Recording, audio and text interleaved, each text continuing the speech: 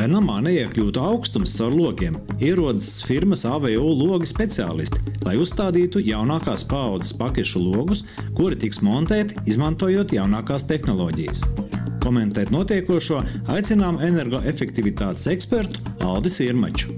Jaunais logs ir zīmīgs to, ka te pirmkārt visas iespējamās spraugas un vietas ir nopakotas.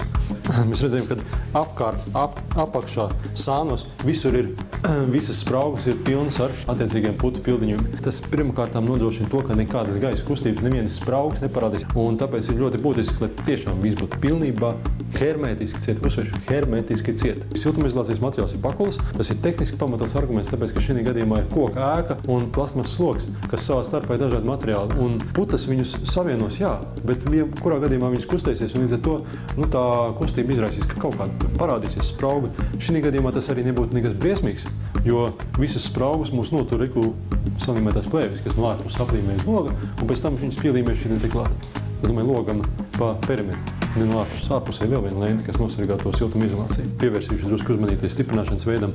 Nevis ankuri, kas nodrošina tikai vienā virzienā stiprību, bet dībeļi, kas abos virzienos vienlaicīgi uzreiz stiprina. Un līdz ar to šis stiprinājuma veids, viņš nostiprina gan logu, gan viņš piestiprina logu pie sienas. Ārpusē smuka tā lentiņa viņa izplētīsies. Tā viņa tagad ieliek iekšā. Viņa normāli dienas laikā izplēšās un pieņem to vietu, kas aizpildīs starp logu un ārējo apmetumu. Šitie te puiši no AVU, viņi brauca uz Vāciju mācīties. Nedēļu vai vairāk viņi Vācijā gāja kursus, kurās mācījās tikai praktiski, nevis kā vadītāji, bet tieši praktiskie puiši, kas montē. Tie arī bija Vācijā, tie arī gāja kursus cauri visu soli pa soli. Tur viņiem rādi rīktīgi, kā jādara. Tāpēc arī viņiem ir ātri veikli, smuki, viss čiki beki, tā kā mutenīte, ne? Tā kā komiksā. Un tad loks varētu teikt, ka te nav kompromiss, te nav neviens kompromiss pieņemts, te ir patiesībā tops stikla paketi ir labā. Vēl kas ir ļoti labi, ka stikla atdalītāja plasmas. Līdz ar to, te ir viss izdarīts.